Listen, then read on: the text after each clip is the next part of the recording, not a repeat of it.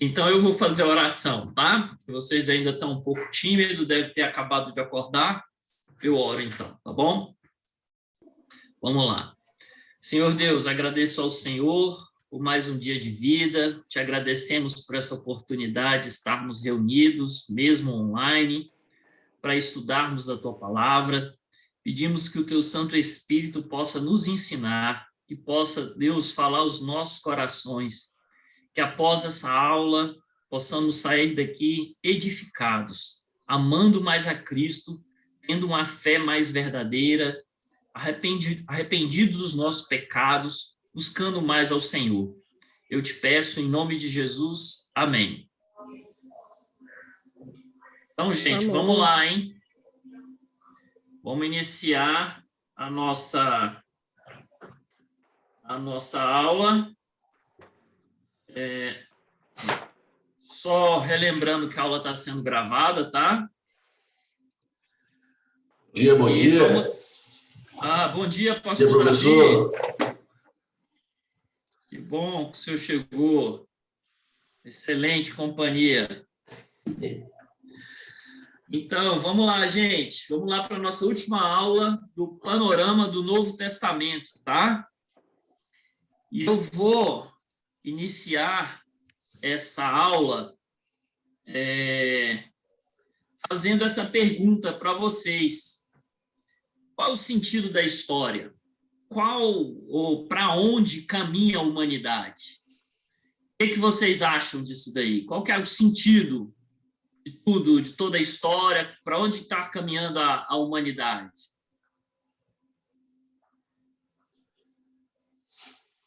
Vamos lá? Alguém quer participar? Dá um chute? Muito existencial essa pergunta, né? Assim, é difícil, né? Não sei. Ultimamente a gente está caminhando em, né? Assim, tempos difíceis, não é mesmo? É verdade. Né? Eu acho que, analisando assim, a história do mundo, até os países super desenvolvidos, né? Hoje em dia, a miséria humana, ela não termina quando você consegue, né? Saneamento básico, moradia, comida para todo mundo. Ainda há problemas, né? Os países desenvolvidos têm problema com suicídio, os jovens, né, que perderam o sentido da vida e tal. Então, eu acho que a gente caminha a passos largos à condenação mesmo, né? Eu acho que esperança mesmo só tem quem é crente, quem tem os olhos, né, na esperança futura, no céu e nova terra. Se a gente olhar aqui para onde a gente está, tem isso. Muito bom. Excelente. Muito boa a sua resposta, Ana. A gente observa realmente isso. A gente acha, e muitas vezes no meio intelectual, meio acadêmico, as pessoas discutem que a solução do mundo é mais educação, é mais prosperidade, é dinheiro, é eliminação da pobreza. Só que a gente vê que, como você apontou, né? Muitos países desenvolvidos, e até mesmo aqui na própria nossa sociedade, a gente vê pessoas abastadas que continuam tendo problemas, né? Como você falou, suicídio, depressão, angústias, né? É por aí mesmo. Alguém tem mais alguma... Quer falar mais alguma coisa? Tem alguma palpite? A Agnes mandou várias coisas aqui no chat. Vou ler. O professor aqui não é tecnológico, ele não consegue mexer Ela falou no chat. assim, o sentido da história para trazer a diferença e a comparação entre o passado e o futuro. A caminhada da humanidade é perceber aonde podemos chegar. Legal. Vocês estão filósofos, hein? Vocês estão filósofos modernos aí. Obrigado, Agnes, pela sua participação. Interessante, realmente, essa perspectiva de você olhar o passado, o presente, né, e traçar perspectivas do futuro, fazer essas comparações, né? Acho bem legal, bem válido, tá? Então, gente, nessa manhã, eu trago essa indagação para vocês, porque a gente tem algumas concepções de história, né? A gente pode voltar ao passado e ver tem uma visão cíclica do mundo e da história, como os gregos tinham. Para os gregos, a história ela não se movia numa linha reta.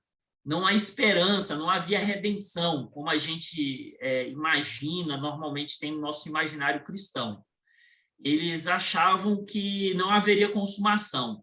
Os gregos acabaram desenvolvendo uma teoria sobre a lei do eterno retorno, também conhecida como uma eterna recorrência. Uma teoria que o universo e toda a existência e toda a energia, elas continuamente elas vão ocorrer, elas acontecem e reacontecem, de muito forma autossemelhante, em um número infinito de vezes, no tempo, no espaço e no infinito, dentro de um padrão cíclico, tá? Isso parece uma roda do tempo. Isso era uma ideia muito presente na mitologia grega e na escola estoica de filosofia grega. Alguém viu aí a série Dark no Netflix? Alguém teve a curiosidade? Chegou a ver? Só fiquei sabendo, mas não cheguei a assistir, não. Então, Dark, para quem tiver oportunidade ou curiosidade de assistir um dia, vai perceber essa lei do eterno retorno, da eterna recorrência. Né? Isso não é uma ideia só dos gregos. Os povos do Oriente também tinham ideias semelhantes. Os hindus, a religião, o pessoal da Índia, né? O hinduísmo, né? E outras religiões do Oriente também tinham essa ideia que a história era algo cíclico, que nunca tem fim, que tudo acontece e se repete o tempo todo. Dentro de uma perspectiva ateísta, né? De um existencialismo ateu, e aí a história seria uma sucessão de fatos sem significado, não há plano nem esperança nenhuma, seria um emaranhado de fatos que ocorrem de forma aleatória, sem sentido, né? Isso é de uma perspectiva do existencialismo ateu. O marxismo, né, é uma coisa muito comum hoje, né, o marxismo cultural.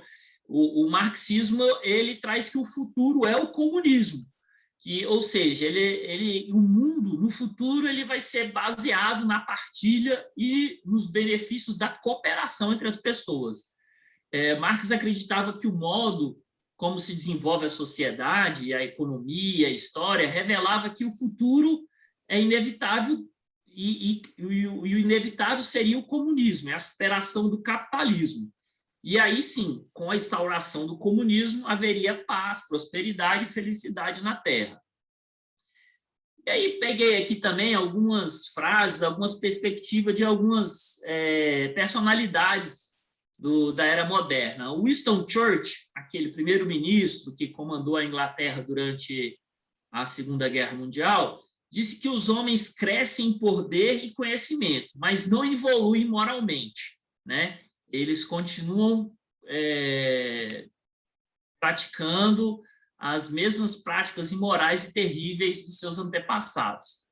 Tem um historiador chamado Gibbon, no livro dele, O Declínio e a Queda do Império Romano, ele diz que a história é pouco mais que um registro de crimes, loucuras e infortúnios da humanidade. Essa é a visão de Gibbon. E Thomas More, no seu livro A Utopia, ele antevê que no futuro, né, haverá na Terra paz e prosperidade. O homem ele será capaz de construir o paraíso na Terra por meio das suas mãos. Essa é uma visão extremamente otimista, e é uma visão que está muito ligada, ela ganhou muito força no século XIX pelo impulso da ciência, pelo impulso das novas descobertas e tecnologias, de que um dia o homem conseguiria superar todos os males e encontrar a felicidade e criar, entre aspas, o paraíso aqui na Terra. Só que a partir do século XX, né, e entrando agora no século XXI, a gente assistiu diversas guerras sangrentas, né? Parece que os problemas só aumentando, conflitos geopolíticos, problemas internos de países, e como até a Ana falou, né? Sociedades extremamente prósperas, alto nível cultural, educacional, sofrendo de diversos problemas, como depressão, as pessoas dessa sociedade sofrendo com depressão, sofrendo com crise de ansiedade, e parece que essa é uma visão que esse otimismo todo foi para o ralo, né? E por que eu estou falando isso para vocês? Por que eu dei essa introdução? Porque o Apocalipse, é o livro que a gente vai estudar hoje, ele diz que a história tem começo, meio e fim. É uma perspectiva bem diferente de muitas religiões por aí. Por exemplo, algumas religiões ligadas ao Oriente, algumas correntes filosóficas, como essa que eu falei, dos gregos, do eterno retorno, até, de certa forma, do espiritismo, com as várias reencarnações, né?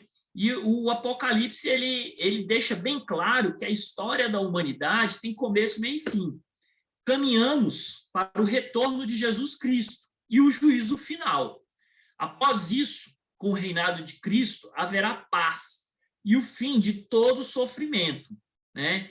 E, embora haja diversas interpretações sobre o fim, né, sobre a leitura de Apocalipse, Apocalipse afirma sem sombra de dúvida que haverá um fim e que Jesus Cristo, vindo em glória, ele vai trazer o juízo sobre o mal e vai pôr fim ao mal, tá?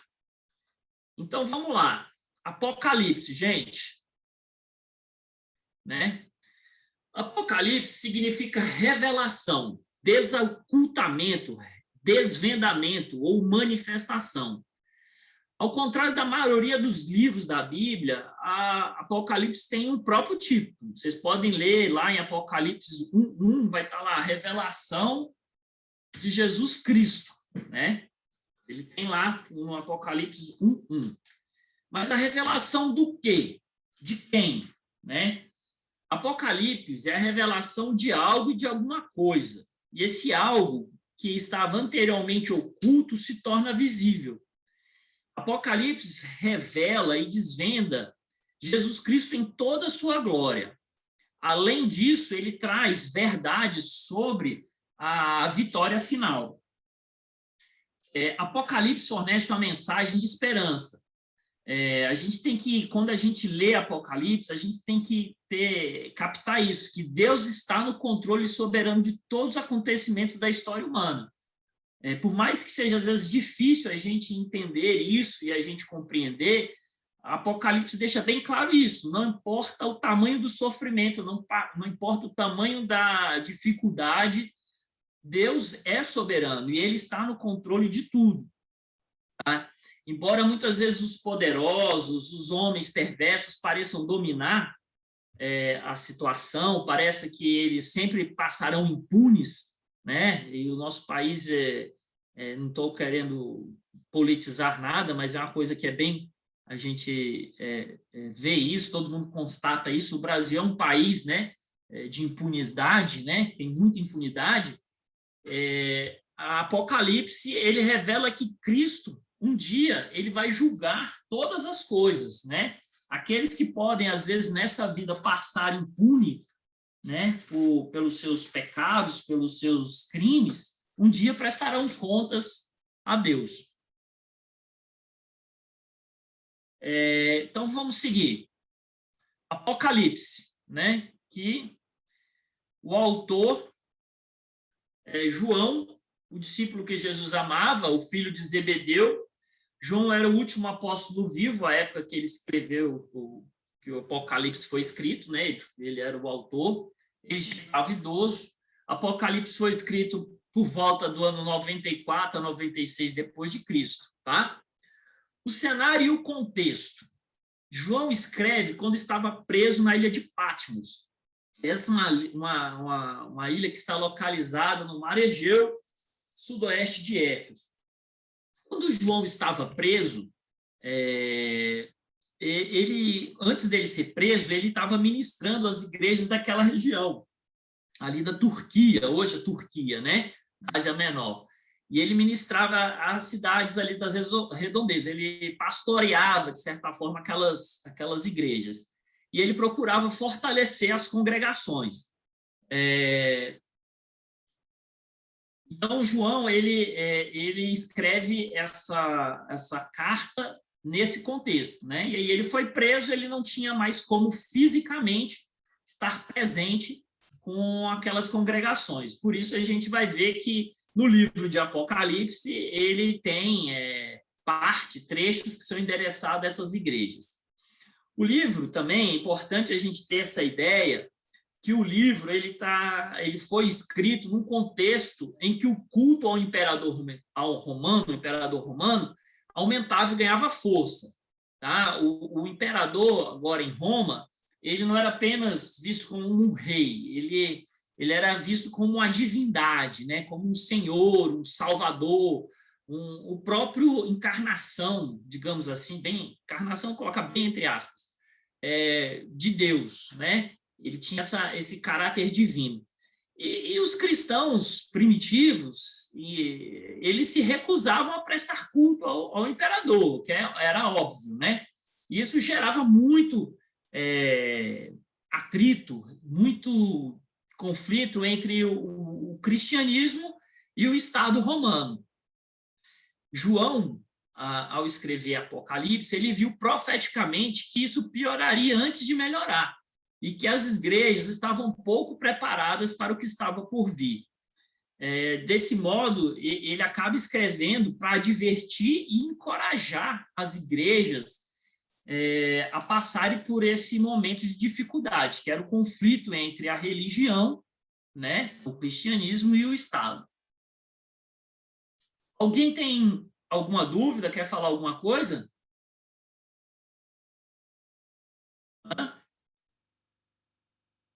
Tá sussa aí? Tranquilo. Então vamos lá. Apocalipse. Cristo em Apocalipse. Apocalipse, está aí eu já ia me entregar minha idade de novo, falar transparência. Está no slide. O Apocalipse é, em primeiro lugar, uma revelação sobre Jesus Cristo. A gente vai ver, e aí tem as referências no slide, se vocês quiserem acompanhando, aí vocês vão ver.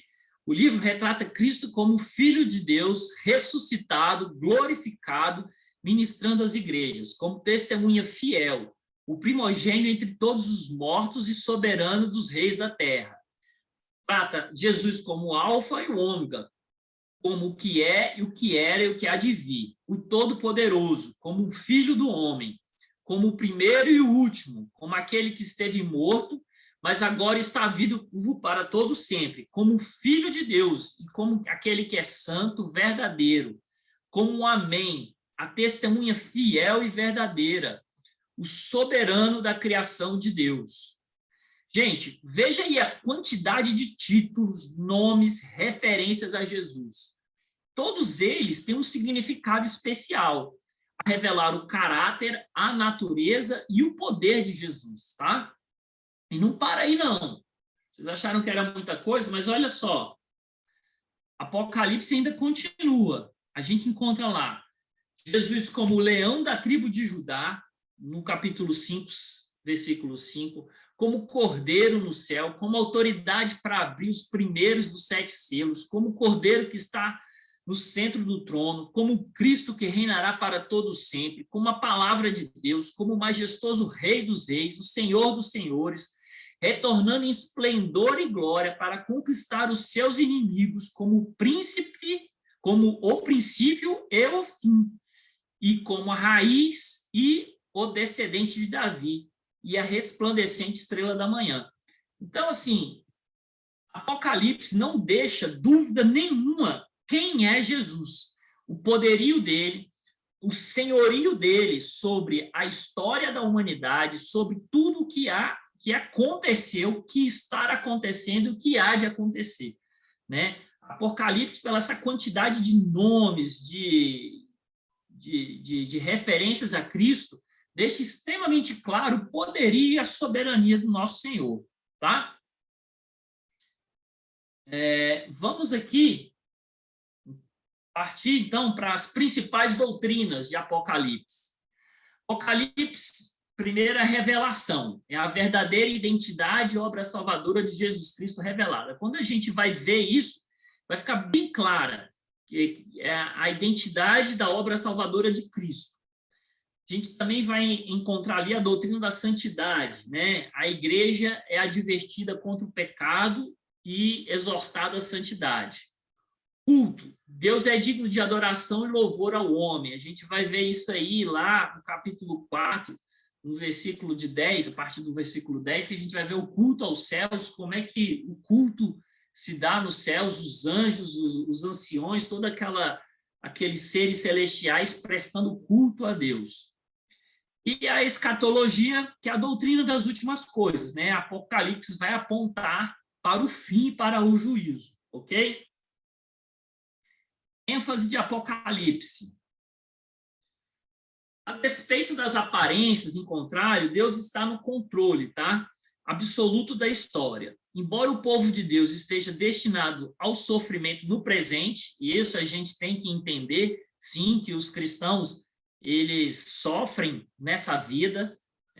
Graças a Deus, Deus tem tido muita misericórdia do nosso país, e hoje a gente tem liberdade de culto, liberdade de expressão, mas isso não é a realidade. A perseguição aos cristãos é grande em vários países do mundo, e alguns pagam com a sua própria vida até hoje, tá? A salvação de Deus é certa e pertence a Ele. O juízo divino virá sobre os responsáveis pelo sofrimento da igreja. Apocalipse é um livro que revela o juízo divino. No fim, Deus restaurará o que foi perdido e distorcido no princípio, em Gênesis, né? Aqui é o início e o fim, né? O Gênesis trata da criação, da queda, já anuncia a redenção, né? No Evangelho, ali nos Evangelhos, Jesus mostra isso, a pessoa de Jesus, a morte de Jesus consuma, né, essa promessa da redenção, e Apocalipse traz a consumação de tudo, né? A redenção e o juízo final sobre a humanidade.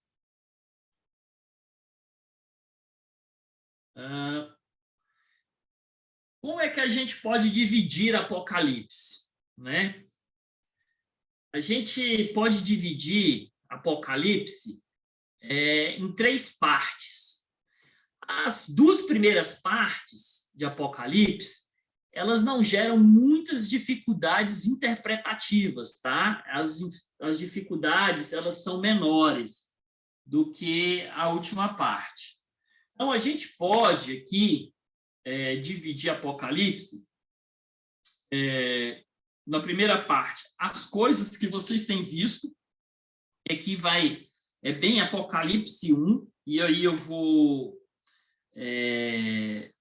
ler só o início aqui para vocês, tá? Vamos lá, Apocalipse 1:1. Revelação de Jesus Cristo, que Deus lhe deu para mostrar aos seus servos as coisas que em breve devem acontecer, e que ele, enviado por intermédio do seu anjo, notificou ao seu servo João, ao qual atestou a palavra de Deus e o testemunho de Jesus Cristo quanto a tudo o que viu.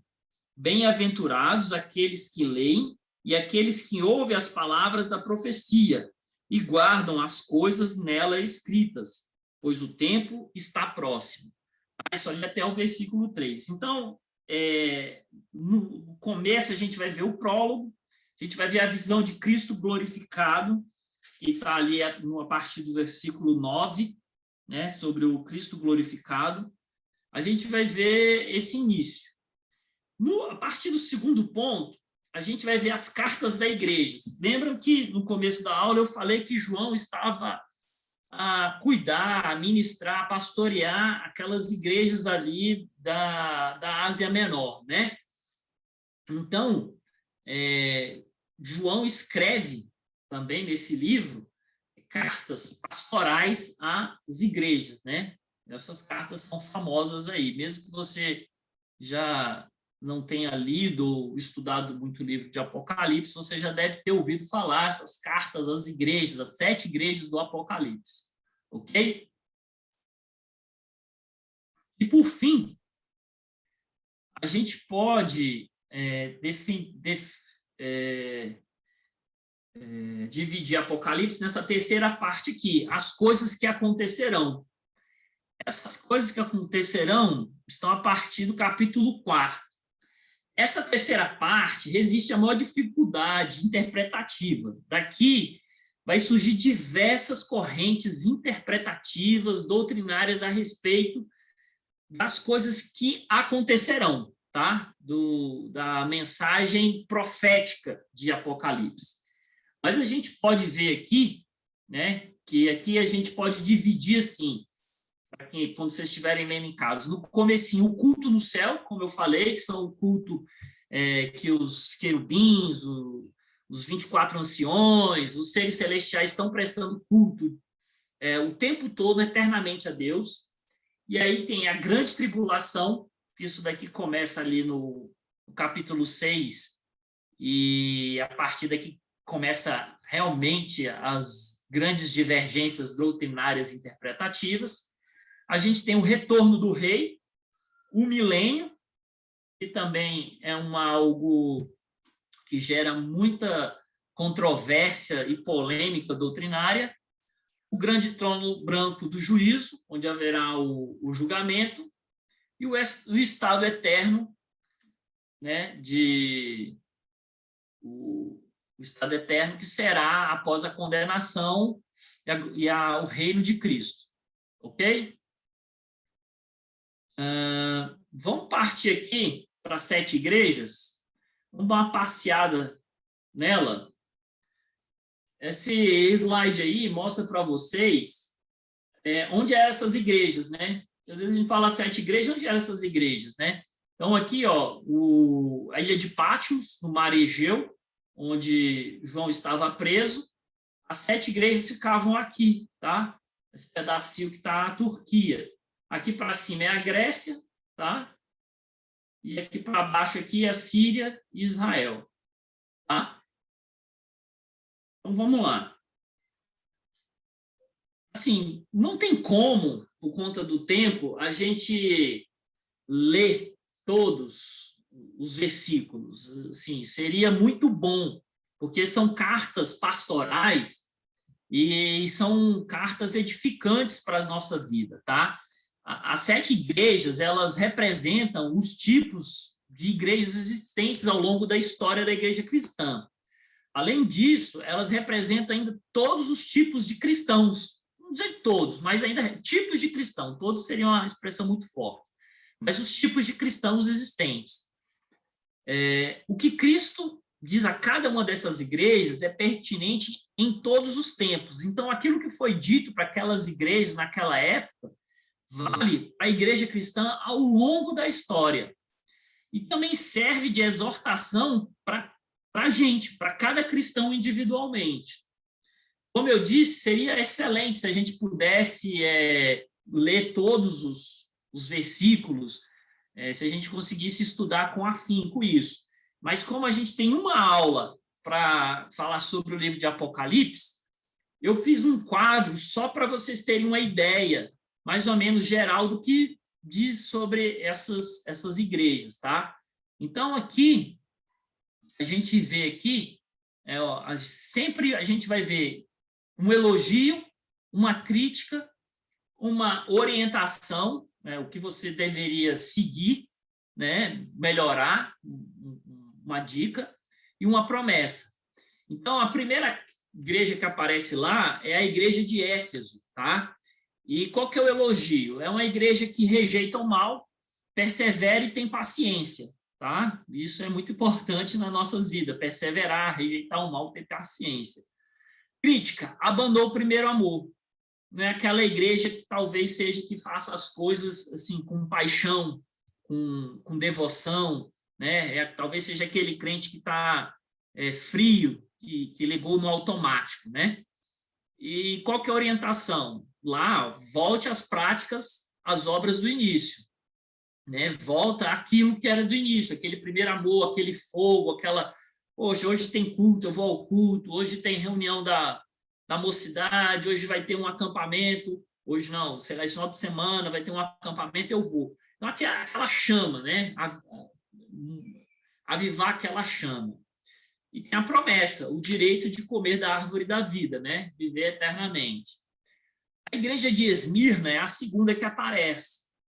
O elogio a ela é que ela suporta o sofrimento com graça, né? Às vezes a gente... Desculpa aqui que o celular está tocando. Desculpa, gente. E a igreja de Esmirna suporta o sofrimento com graça. O que é isso? É uma igreja que tem, mesmo sendo perseguida, consegue, por meio da graça de Deus, se manter firme. Crítica, a gente não observa nenhuma, e a orientação, seja fiel até a morte, né? É uma orientação, uma orientação que, para quem está sendo perseguido naquela época, né? Era terrível, era se chocar contra o imperador, contra o Estado romano, você poderia morrer, né? E a orientação é, seja fiel até a morte em meio ao sofrimento. Promessa, a coroa da vida. A igreja de Pérgamo mantém a fé em Cristo. O elogio que ela recebe. Olha, vocês têm mantido a fé em Cristo, apesar das dificuldades. E qual que é a crítica à igreja de Pérgamo? Tolera imoralidade e a idolatria e heresias, tá? Uma igreja que tem, apesar de manter a fé em Cristo, de professar Cristo, é uma igreja que pratica atos imorais, é uma igreja idólatra, uma igreja que tem diversas heresias dentro dela, né? E, ao longo da história, a gente vê muita igreja seguindo esse caminho, tá? E tem muito cristão hoje que é assim, mantém a fé em Cristo, diz que serve a Cristo, mas fala um monte de heresia, tem uma vida dissoluta, devassa, e vive uma idolatria. A idolatria aqui, gente, não é só idolatria que a gente costuma imaginar, que é a idolatria de uma imagem, de um ídolo, de alguma coisa assim, de uma divindade. Idolatria, às vezes, é a idolatria do nosso coração, idolatria dos nossos desejos, idolatria do nosso ego, idolatria da nossa vaidade, tá? E qual que é a orientação para essa igreja? A orientação é arrependa-se. E a promessa é o maná escondido e uma pedra branca com um novo nome nela inscrito. Opa. O próximo quadro aqui, a gente vai ver que é a igreja de Tiatira. Elogio a ela. É uma igreja que pratica o amor, fé, serviço e perseverança, fazendo mais agora que no princípio, tá? Essa aqui é uma igreja que ela tem muitas boas obras. É um tipo, uma tipologia de igreja, uma tipologia de cristão que realmente tem muita coisa interessante. Ele pratica amor, tem fé, ele está mais envolvido com as coisas da igreja, com as coisas espirituais, com as coisas do reino, mais agora do que no início da conversão dele, só que também é uma igreja, né, uma tipologia de igreja e cristão que tolera o culto, a idolatria e a imoralidade. Orientação, tome cuidado, o juízo é iminente e mantenha a fé. Promessa, autoridade sobre as nações e a estrela da manhã.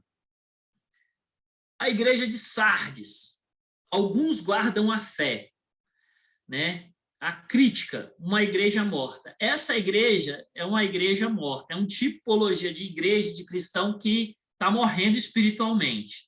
Qual que é a orientação? Arrependa-se e fortaleça a sua fé, fortaleça o que resta, né? Esse pouquinho da sua fé aí que você está tendo, arrependa-se e busque a Deus o fortalecimento dessa fé. Qual que é a promessa? Os fiéis serão honrados e vestidos de branco. A penúltima é a igreja de Filadélfia. Elogio, é uma igreja que persevera na fé. Crítica, não tem nenhum, a gente não observa nenhuma crítica. E retenha o que você tem, que é a fé. Tipo assim, isso aí, continua perseverante na fé. Promessa, um lugar na presença de Deus, um novo nome e a nova Jerusalém. E, por fim, a igreja de Laodiceia, ela não tem nem um elogio, nem uma crítica, ela só tem uma orientação. Seja diferente e arrependa-se, tá? Essa igreja é aquela lá, famosa, no versículo que a gente fala, que a gente costuma sempre a repetir, que é: conheço as tuas obras, que nem és frio nem quente. Quem deras que fosse frio ou quente, assim porque és morto, é morno, e nem és quente nem frio, estou a ponto de vomitar-me da tua boca. Parece ser uma igreja indiferente, né? Parece ser um tipo de cristão que é indiferente às coisas, à realidade, à fé, né? Talvez seja um tipo de igreja apática, um tipo de cristão apático, né? E a orientação é para ela se arrepender e ser diferente, abrir mão dessa apatia dela, né? Qual que é a promessa? É o direito de assentar-se com Cristo no seu trono. Ok? Pessoal, alguma dúvida, algum comentário aí? Tranquilo? Pode seguir? Eu queria só fazer um comentário. A Agnes tem uma pergunta, desculpa. Tá ótimo. Agnes, você repete, por favor. Qual de todas a relação das igrejas? Tá, termina que aí eu vou falando. Ah, tá. Vamos esperar. Tranquilo.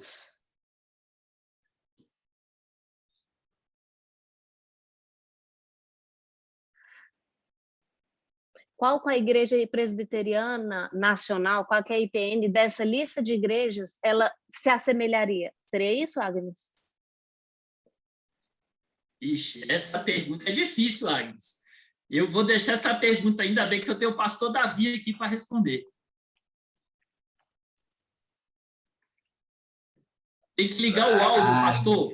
Aí. Agnes. Eu acho que tem alguns elementos, né? De algumas. Acaba que nenhuma igreja muitas vezes fica só num ponto, né? Às vezes ela pode ter elementos de uma igreja ali mais evidentes, aí outros mais pontuais, né? Eu confesso que eu não saberia dizer não, assim, de pronto, assim. Eu lembro que numa EBD só sobre classe, só sobre as 7 igrejas que a gente já teve no MP há muitos anos atrás, que era até o pastor Marco Antônio que dava essa aula, ele tentava fazer esses links aí, de como nós nos encaixamos, né, nessas igrejas aí. Mas assim, de bate e pronto agora, por exemplo, tem a questão da riqueza aí. Nós, querendo ou não, somos uma igreja que tem muitos recursos, não tem que ficar atento. Tem uma igreja aí que tem essa questão aí de ser uma igreja rica, de ser uma igreja tem que ficar atento, né? A questão do primeiro amor aí também, somos muito fiéis na doutrina, né? Muito ortodoxos, prezamos a doutrina, mas sempre tem esse risco de ficar uma ortodoxia, né, morta, né, sem amor, sem esse serviço. Então, eu confesso que eu não saberia, assim, de cara, falar certinho qual que nós nos encaixamos. O que eu posso dizer é que nós nos encaixamos em alguns elementos de cada uma delas, né? Tanto na questão do elogio, quanto da crítica, né? Assim, por exemplo, a gente não é uma igreja como Tiatira, a gente não tolera culto à idolatria e imoralidade. Também não acredito que nós sejamos uma igreja morta como a de Sardes, né? Volta o slide aí, professor, me ajuda? Vou voltar o slide aqui. Volta o slide aí. Foi mal, pastor. Oi, ó. Não acho que a gente abandonou o primeiro amor, então a gente não tem essa dificuldade como a igreja de Éfeso. A gente não acha que nós toleramos heresias nem imoralidades na nossa igreja, né?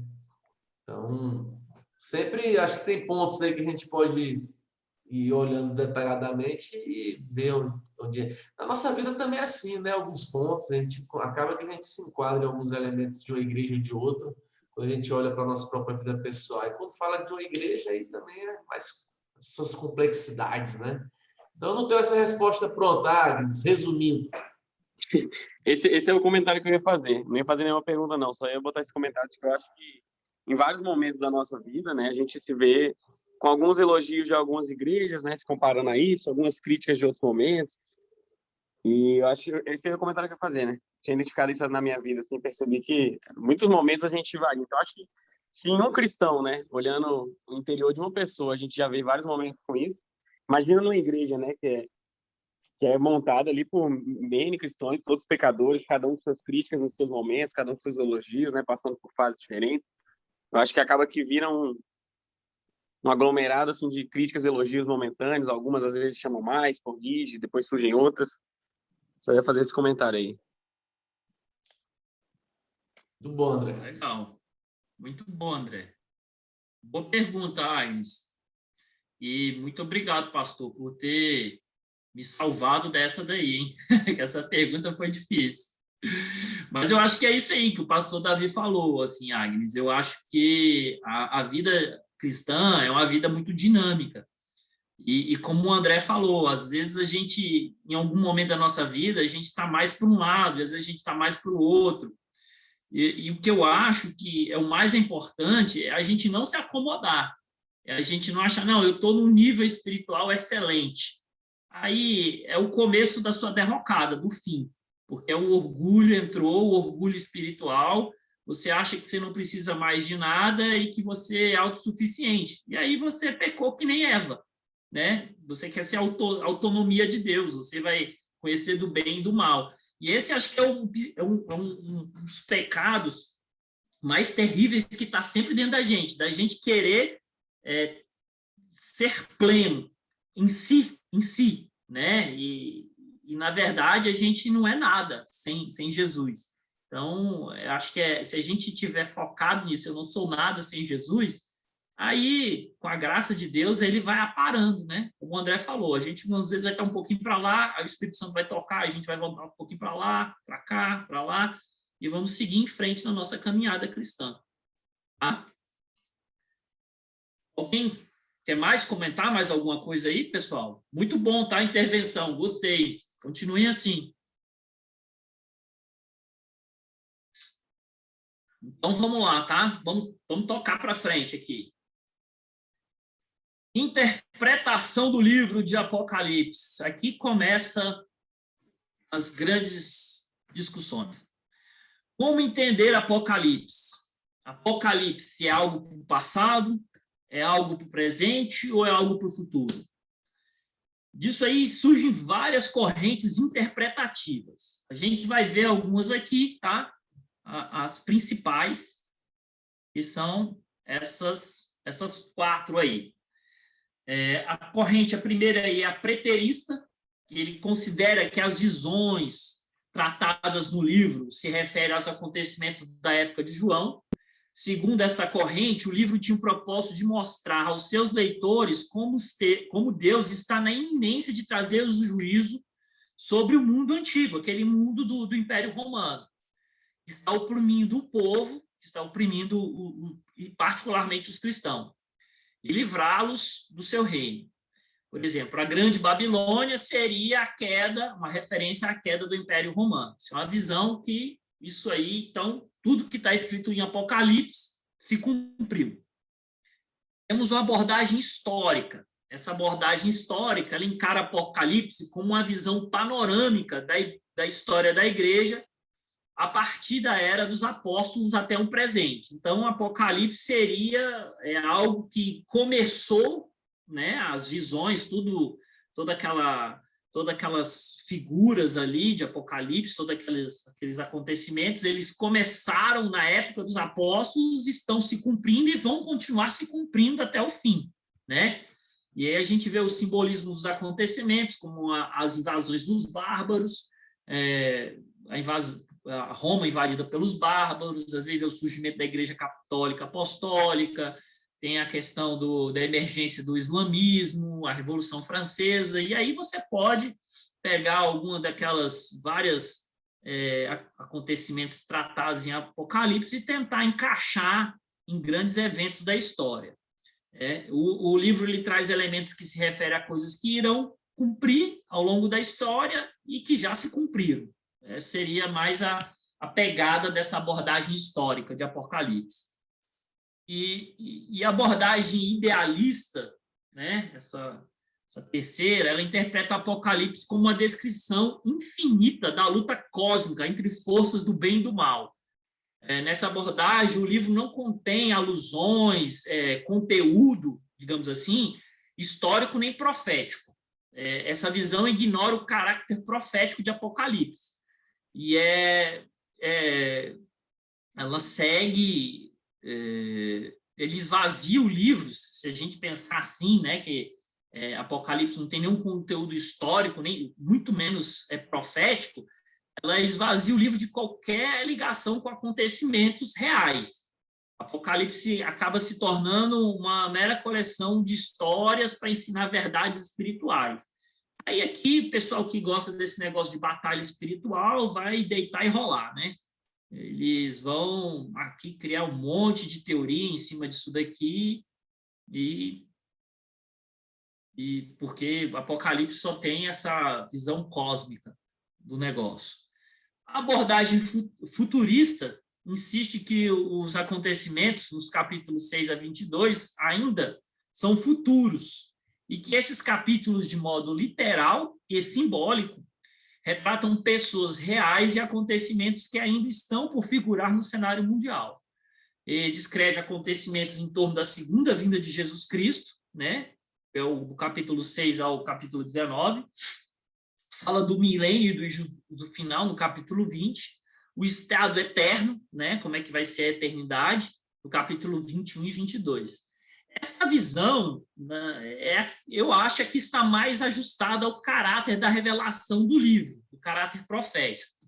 Né? Assim, é difícil falar qual que está certa, eu acho que a que está errada é difícil. Eu, particularmente, não iria pela a visão preterista, que é a primeira.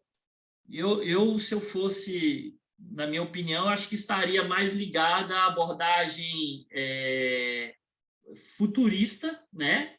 E a abordagem histórica, de coisas que já aconteceram, que estão acontecendo e que vão acontecer. Né? Essa seria, acho que, a interpretação mais ponderada. Tá?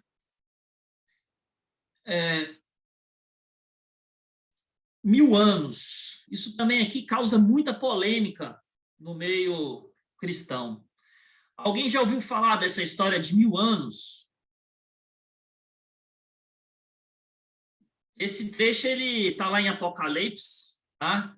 Ele está lá em Apocalipse 20, de 1 a 2, e Apocalipse de 5 a 6. Tá?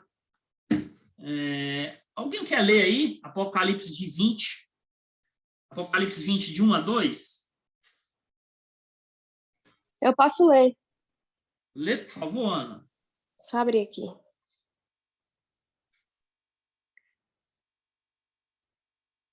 Vinte, 1 e 2, né? Isso. Então vi descer do céu um anjo. Tinha na mão a chave do abismo e uma grande corrente. Ele segurou o dragão, a antiga serpente, que é o diabo, Satanás, e o prendeu por 1000 anos. Obrigado, Ana. Tá? E eu vou ler aqui para você. Lê para mim, Ana, então, já que você já começou. Lê o 5 e o 6, por gentileza. Claro. 5 diz assim: os restantes dos mortos não reviverão, até que se completassem os 1000 anos. Essa é a primeira ressurreição. Bem-aventurado e santo é aquele que tem parte na primeira ressurreição. Sobre essas, a segunda morte não tem autoridade, pelo contrário, serão sacerdotes de Deus e de Cristo e reinarão com ele os 1000 anos. Obrigado, Ana. Gente, esses 1000 anos aí que Apocalipse fala, isso gera uma infinidade de controvérsias e debates. Como será o fim? Jesus voltará e ele vai reinar 1000 anos aqui nessa terra? Ou como é que é? E nós vamos reinar esses 1000 anos aqui nessa terra? E esses 1000 anos são antes da volta de Cristo ou depois da volta de Cristo?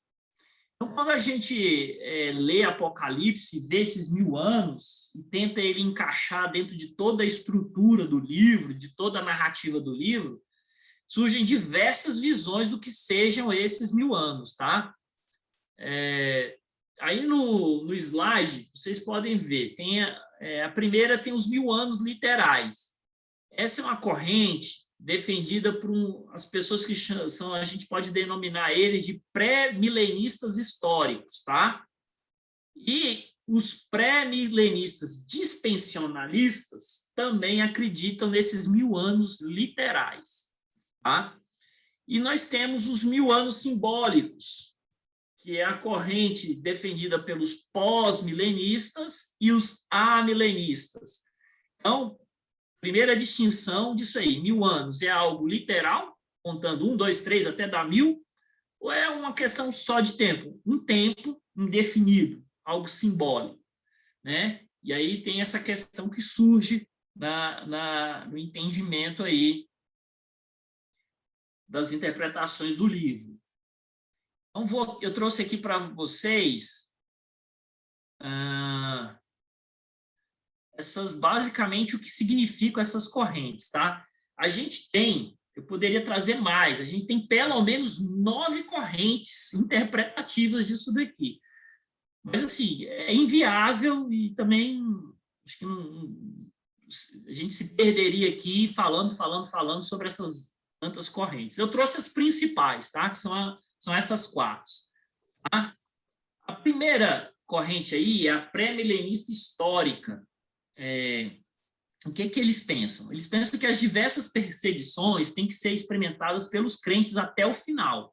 Tá? Então, os pré-milenistas históricos, eles acreditam que tudo aquilo que a gente falou lá, das coisas que acontecerão, a grande tribulação, as dificuldades que o Apocalipse fala, que vai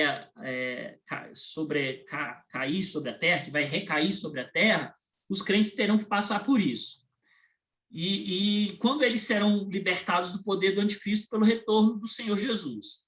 Haverá a ressurreição dos crentes quando Cristo vier e, em seguida, por 1 milênio.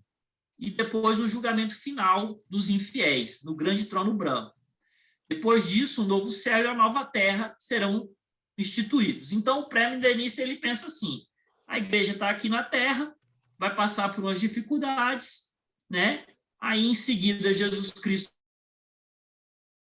vai aparecer, vai ter a segunda vinda, Jesus vai governar por 1000 anos a terra, e, no final, vai ter depois um julgamento final de toda a humanidade, e depois, como diz uma gíria popular, é correr para o abraço, é alegria, é vida eterna com Cristo, fim do mal.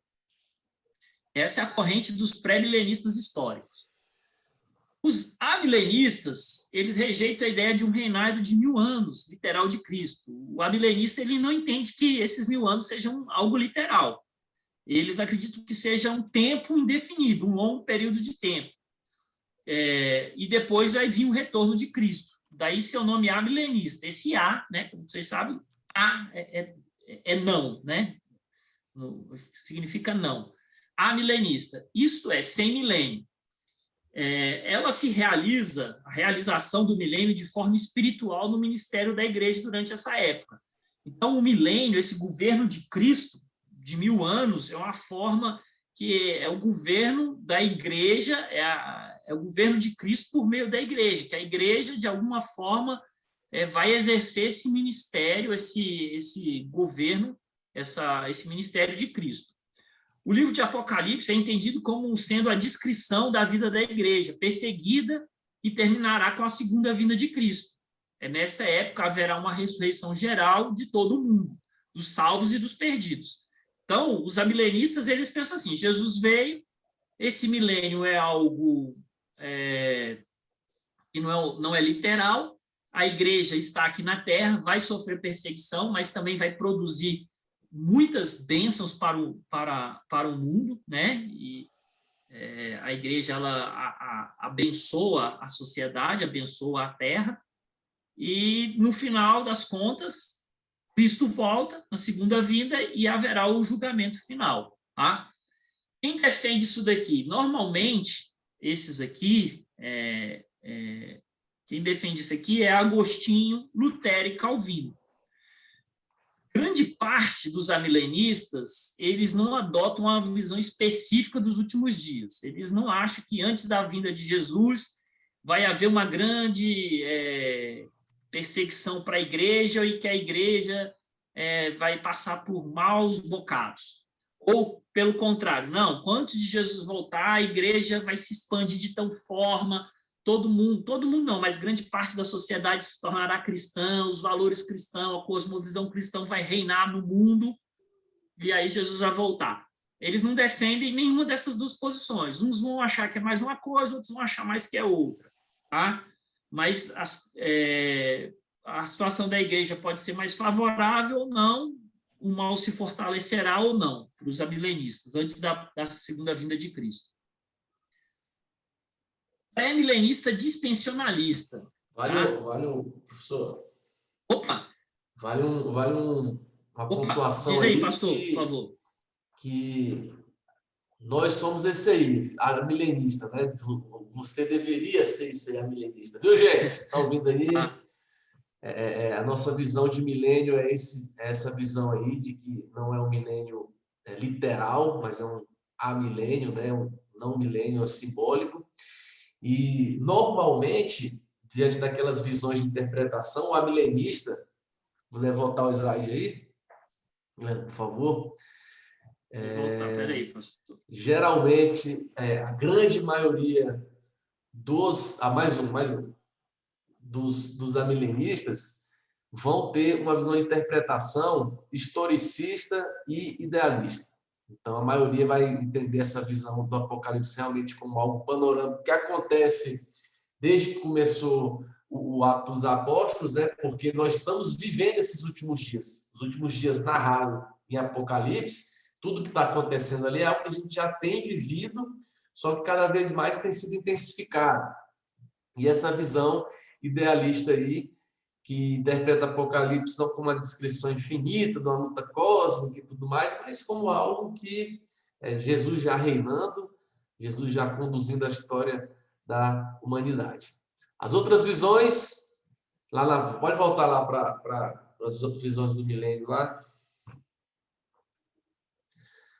As outras visões, eu vou dar só uma dica aqui para vocês, o que é tolerável e o que não é tolerável. Pode passar mais um aí. Mais uma. Se você for um amilenista, você está certo, você está um cara santo.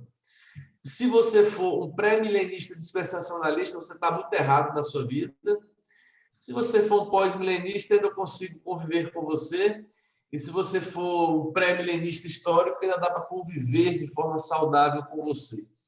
Mas não seja dispensacionalista. Fica a dica. Obrigado, pastor, pela intervenção. Foi muito bom. É isso aí. Tá? Assim, a tradição reformada é a milenista. Como eu falei, Lutero, Calvino, Agostinho, esses caras eram todos amilenistas. Na dúvida, uma coisa que eu tenho para a minha vida, na dúvida eu fico com os clássicos, eu não vou atrás de muita novidade, né? Uma coisa extremamente complexa, né? E o problema é que essa aula é uma visão panorâmica do livro, né? Eu tenho certeza que se a gente tivesse mais aulas para mostrar aqui, a gente conseguiria, com certeza, mais o pastor Davi, que tem muito mais conhecimento que eu, conseguiria mostrar para vocês como a visão amilenista tem muito mais argumentos sólidos a respeito, tá? A gente consegue ter muito mais fundamentos bíblicos para defender o amilenismo do que as outras demais correntes, tá? Mas, infelizmente, a gente não tem tempo de fazer isso aqui. Então, aqui, como é uma visão só panorâmica mesmo, a gente só vai dizer mais ou menos o que cada uma diz para vocês não ficarem aí, às vezes, perdidos, ouvir falar o que é milenismo, o que é pós-milenismo, né? Então, para a gente ficar ligado a respeito dessas coisas aí. Até porque, como eu vou entrar agora aqui, o pré-milenista dispensionalista, né? Essa aqui é a corrente mais comum no meio evangélico, tá? Eu acho que, como o pastor Davi falou aí, que ele é um herege, né? Não sei se ele usou esse termo. Mas, assim, infelizmente, essa daqui é a visão mais comum no meio evangélico e, na minha opinião, é a que está mais errada de todas as 4, tá?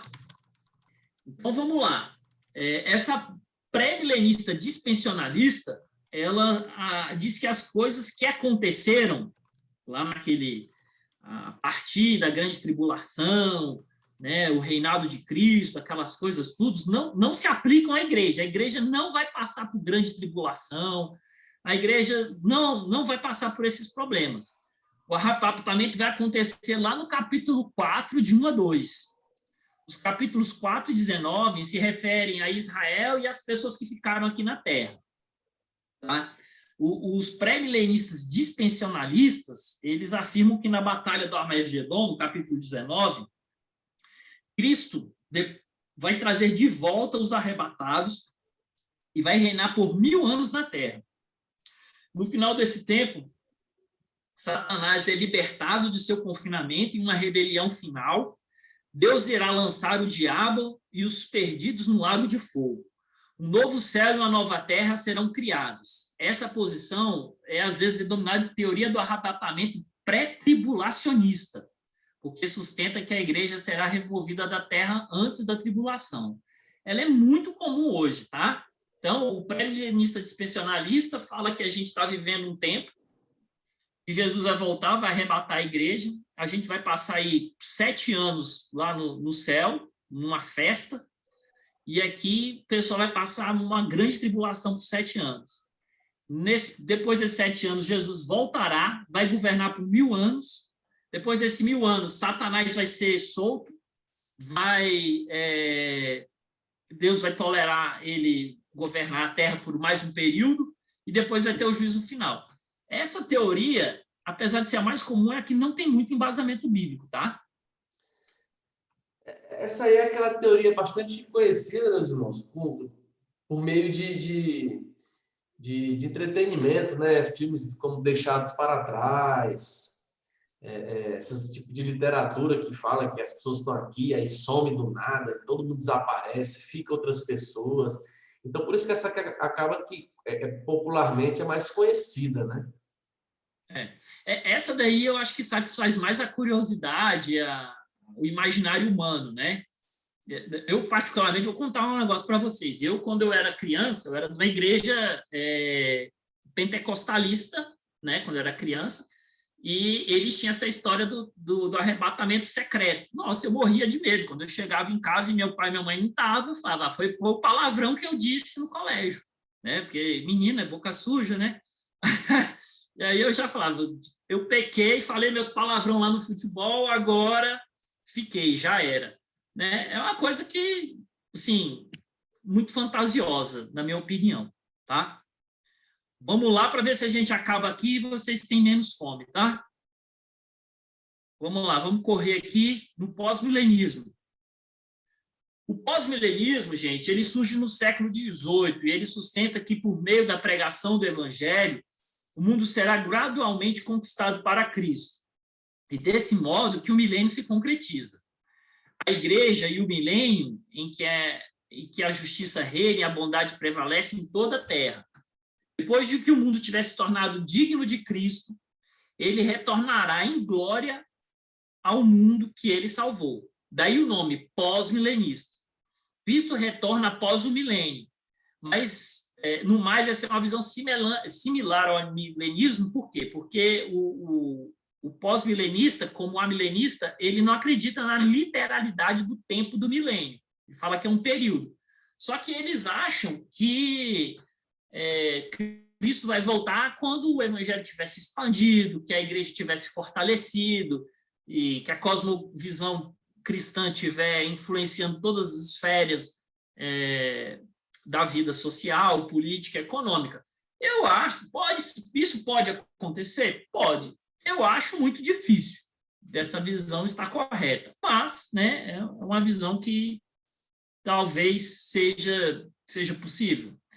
O grande interessante aqui é que o pós-milenista ele surge no século XVIII, ele não tem uma tradição muito grande.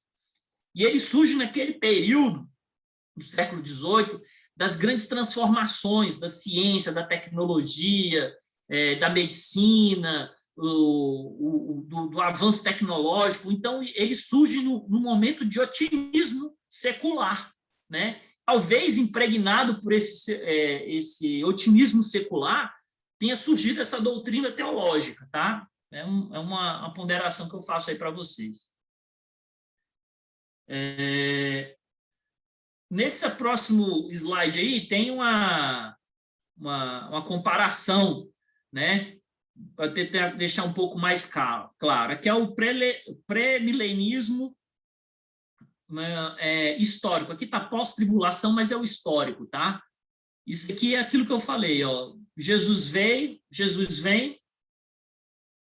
tem a tribulação, a igreja passa, Jesus vem, acontece o milênio e o juízo final. Aqui é o pré-milenismo dispensionalista, aquilo lá que o pastor Davi falou, que tem muito nesses livros, e até o filme Deixados para Trás, né? Você tem o pré-milenismo, né? que é o Jesus veio, aí tem a segunda vinda de Jesus leva a igreja para o céu, tem uma tribulação aqui na terra, aí vem a segunda vinda de Cristo, que aí Jesus volta aqui, tá?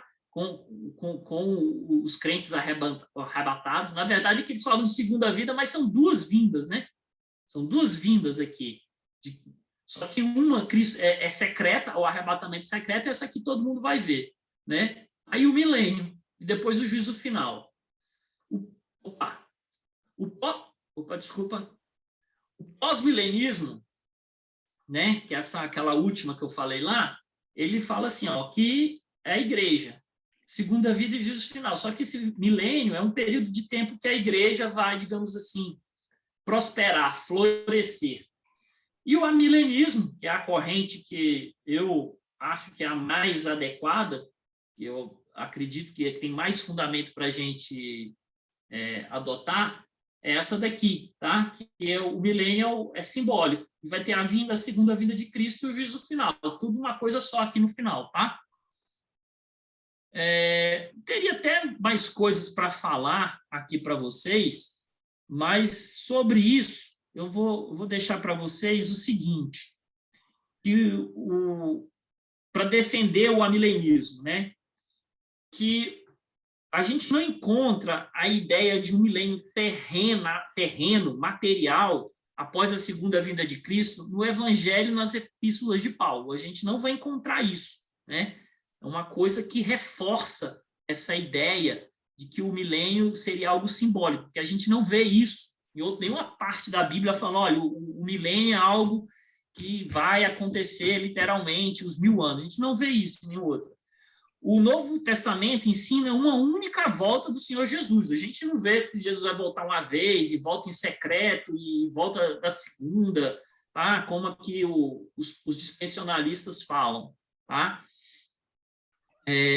A ideia de milênio terreno tem um problema também, porque haverá pelo menos duas ressurreições. Uma dos crentes antes do milênio e outra dos ímpios depois do milênio. Então, as pessoas vão ressuscitar em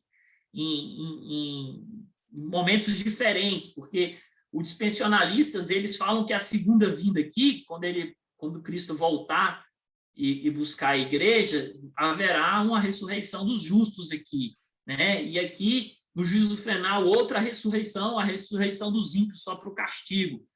E a Bíblia, quando a gente lê ela, a gente vê apenas de uma ressurreição só, né? Uma ressurreição para o juízo.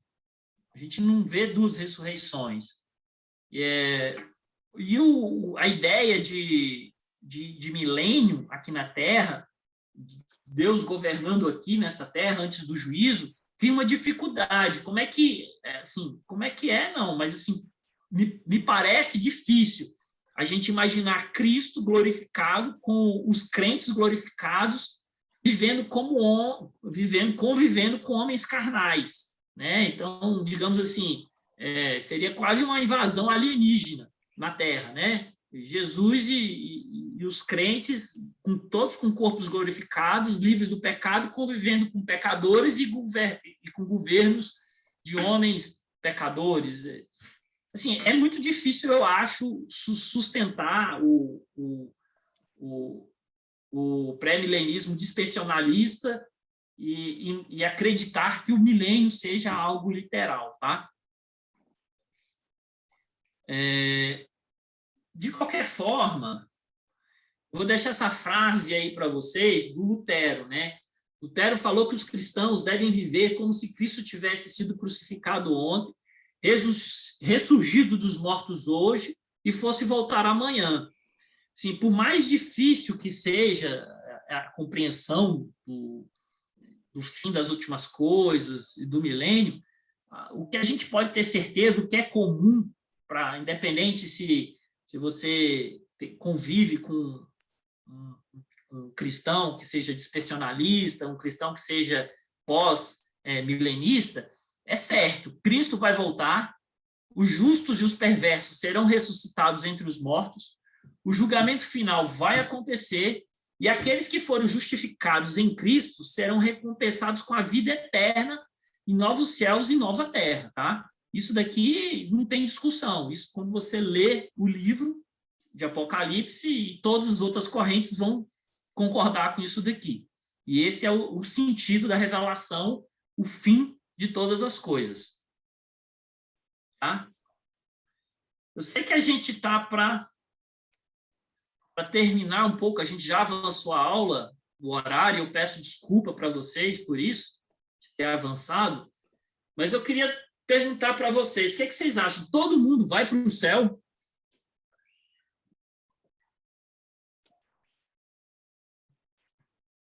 Hora da verdade aí, hein? Quem vai ter coragem de falar? A Agnes já respondeu no chat. Ixi, será que eu consigo olhar esse chat? Maíra, você podia ler para mim a resposta da Agnes? Porque eu não sei mexer. Leio a da Agnes, a da Esté, do Davi. Não. Aí a Agnes diz, só aquele que receberam a Cristo, batismo. Legal. Obrigado, Maíra. Gente, é o seguinte, hoje a gente vive num mundo muito gourmet, muito de mimimi, um mundo de muita inclusão, de muito... um mundo em que as pessoas não podem ser contrariadas. Todo mundo quer algo bom para si, né? Mas as pessoas, às vezes, têm dificuldade de lidar com algumas verdades. Às vezes, a verdade pode incomodar. Hoje, é muito presente no meio secular, no imaginário, no senso comum das pessoas, a ideia do universalismo, que todo mundo vai para o céu. Essa é uma visão em que todo mundo vai ser salvo. Alguns dizem que até o diabo e os demônios serão salvos. Você vai perguntar aí para algumas religiões, algumas seitas aí ligadas à nova era, e que eles vão dizer que todo ser é criação divina. E se é criação divina, eles têm uma essência de Deus. E se tem a essência de Deus, eles não podem ficar perdidos eternamente. No final, todas as coisas vão entrar em uma harmonia cósmica. Essa é uma visão muito comum hoje, ligada ao panteísmo, ao ocultismo e à nova era. E as pessoas começam a assimilar. Às vezes a pessoa nem professa essa religião, a pessoa nem professa esses credos, mas entrou isso no senso comum. E se você fizer uma pesquisa aí, muita gente vai falar isso. Não, todo mundo vai para o céu. Imagina, Deus é muito bom. Deus não vai castigar as pessoas eternamente. Eu tenho para dizer para vocês que isso é uma mentira. Apocalipse, de forma clara, afirma que alguns serão salvos e outros serão condenados, tá? Muito claro, o livro é muito claro. Uns serão salvos e outros serão condenados, ok? E outra coisa, o inferno existe? Pela leitura de Apocalipse também é claro. tá? O inferno, ele existe. E o inferno, gente, ele é um castigo. E aqui, falo isso com muito temor, porque eu e ninguém é melhor do que ninguém. Todo mundo é pecador. Só vai parar no céu pela graça e a misericórdia de Jesus. O inferno, ele é um castigo consciente e interminável. Vocês podem ler lá em Judas 13, quem quiser, e depois Apocalipse 10, 20, só não vou ler por causa do tempo. A gente extrai que o inferno, a pessoa vai ter consciência que está no inferno e é um castigo que não termina. Ele é eterno. Apocalipse deixa claro que o inferno é real. O inferno afirma o verdadeiro significado da escolha humana, tá? Todas as pessoas receberão aquilo que elas de fato escolheram. Se você escolheu, né, servir a Deus, se arrepender dos seus pecados, adorar ao Deus, estar com Ele para sempre, ok. Ou se você adorou a si mesmo, adorou o seu ego, a sua vaidade, o seu orgulho, os prazeres dessa vida, então haverá condenação divina para você. O Apocalipse deixa isso muito claro. E outra coisa que eu tenho para dizer para vocês, que isso aqui eu já ouvi de boca de filho de crente, tá? Fala assim, tem gente que fala assim, não, a Bíblia ensina que o inferno existe, mas quando você for jogado no lago de fogo, aí você vai morrer eternamente, você vai, digamos assim, acabar a sua consciência, acabar por completo, sumir. Deixar de existir. Isso, pastor, você vai deixar de existir, seria como a segunda morte, seria a primeira morte física, né? Alguém morreu hoje fisicamente, e lá no lago de fogo você morreria o seu espírito deixaria de existir. Gente, a Bíblia não ensina, isso seria aniquilacionismo. A Bíblia não ensina isso, aniquilacionismo. Ela fala de penalidades eternas, tá? Tá lá em Lucas 16, 19, 16, versículo 19 a 31. O lago de fogo é estado e lugar. Enquanto os salvos, quem tiver salvo, vai ter o seu nome no livro da vida, os ímpios serão lançados no lago de fogo. Então, não caia nessa de dizer assim, se um dia eu vou morrer, deixar de existir, então eu prefiro ter uma existência na Terra feliz, entre aspas. Eu quero dar toda a vazão ao meu coração, minhas emoções, eu quero fazer o que bem na minha ideia na telha, não vou servir a Deus, vou ser rebelde, porque depois eu vou passar um tempo no inferno e depois eu vou deixar de existir no lago de fogo. A Bíblia não ensina isso, gente. A Bíblia ensina, ela não está ensinando isso. A Bíblia fala que a penalidade ela é eterna, consciente e interminável. Eu falo isso com muito temor, porque isso aqui é um castigo muito terrível. E falo, e apesar que isso incomoda de ouvir, né? As pessoas não querem ouvir isso, né? Quantas pregações, não vou falar na nossa igreja, que graças a Deus nossa é uma igreja bíblica, né? Graças a Deus nossos pastores estão sempre falando isso de uma forma ou de outra.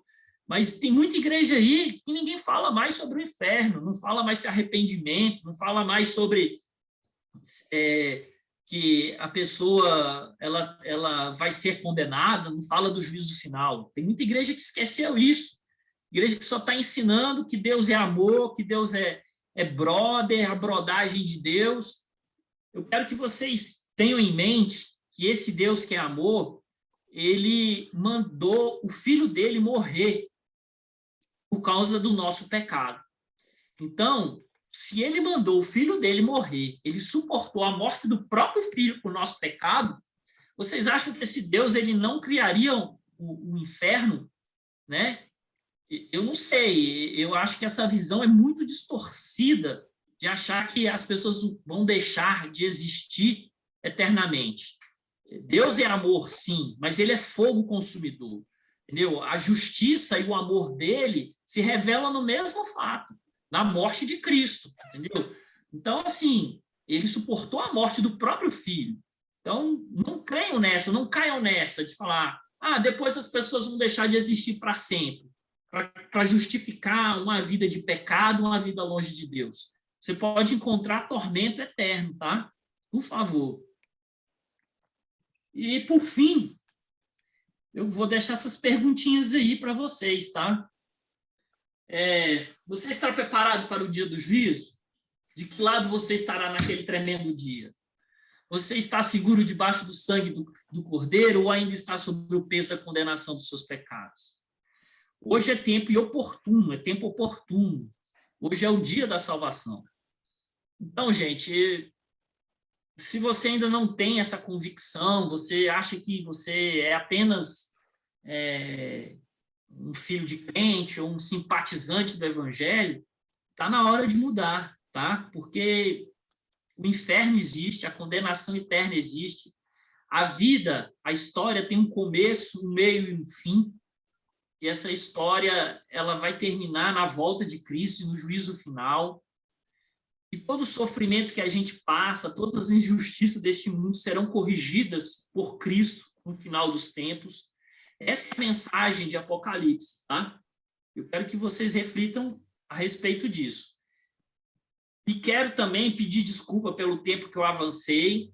Gostaria de ter seguido o tempo, mas, assim, é muito difícil falar em 50 minutos a quantidade de temas. E olha que a exposição do livro de Apocalipse que eu fiz para vocês pode-se dizer superficial. Tá? Se a gente fosse aprofundar aqui, daria para fazer 9 aulas, quem sabe, Apocalipse 1 e 2. Um semestre inteiro, 2 trimestres sobre Apocalipse, de tão rico que é esse livro. Alguém tem alguma coisa para dizer?